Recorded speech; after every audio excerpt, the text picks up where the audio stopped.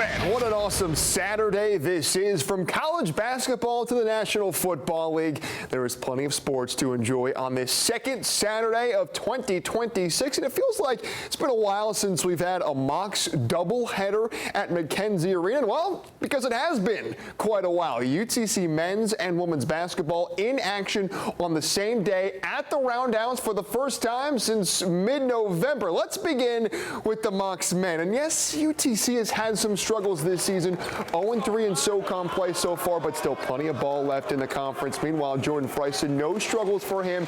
25 points his last time out. The unquestioned leader of this Mocs team, and Freisen, well, he picked up right where he left off. 3-ball, book it. Tough jumper, yes sir, off the dribble.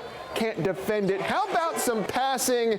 Oh yeah, beautiful dish. Josh Bowman with the finish. And throughout this losing skid, Dan Earl continues to preach his guys about effort, consistent effort. Well, coach, how's this for effort? Freisen with the rejection, but even though Sanford gets it back, Freisen, he stays locked in on defense. Mismatch down low. He doesn't care. Freisen looking like a defensive back. We'll chart that as a PD pass deflection. And Freisen with the oop to Tate Darner. Mocs bench can't contain their excitement, nor can the Chick-fil-A cows. I could hear their moos from the other side of the gym. And Darner, yeah, don't leave him open from the corner. Mocs led by 21 at the half. Sanford hung in there in the second half, but UTC gets on the board in SoCon play. They won it 88-79. But just before that one, the UTC woman went to work against Furman. It's been a different story for them. 5 straight wins for the Mocs, and they've been getting great contributions from everyone, especially the great Kaya Elizalde. Check out the hezzy. How sweet is that? But this day was truly about the defense for UTC. Khalifa Ford with the swipe.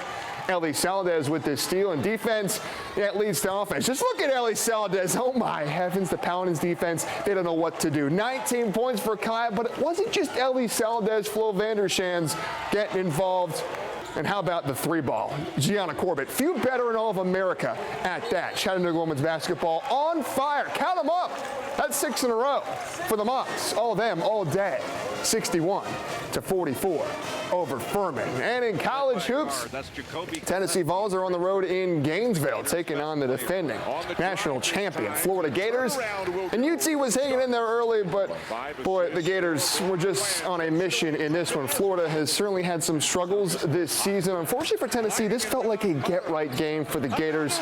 They dominate Tennessee at the O-Dome 91-67 as Tennessee falls to 1-2 in SEC play. Also today, the Georgia Bulldogs picked up a big road win over South Carolina as the Dogs now improved to 14-2 overall and grabbed their second win in conference play, the 13th ranked Alabama Crimson Tide are stunned on their home floor as the Texas Longhorns show just how much depth is in this conference. And as aforementioned, it is indeed a big day in the NFL. Super Wild Card Weekend, a.k.a. Round 1 of the playoffs. And the biggest underdog of the weekend by a wide margin is the Carolina Panthers, the NFC South champs, thanks to the Atlanta Falcons' Week 18 win. At 8-9, the Panthers, they have no chance. The Rams are an absolute juggernaut. Carolina, they can't compete. Hold on, ladies and gentlemen. This is playoff football. It's down 14 early, now down 10. Bryce Young, he didn't hear a bell. How about the legs from the former #1 overall pick? We got a 3-point game, and boy, the former Bama star Bryce Young,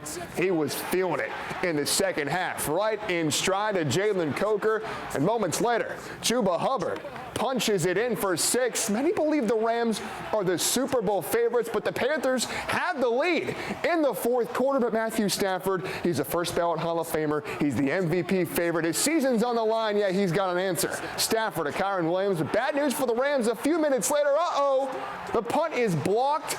Isaiah Simmons getting his paws on it. Bryce Young, we've seen flashes throughout his career, but no touchdown pass has been as nice as this one. You cannot place it any better than Bryce just did. But in this battle from a first overall picks, it felt like whoever was going to get it last would win this game. What a throw, what a catch.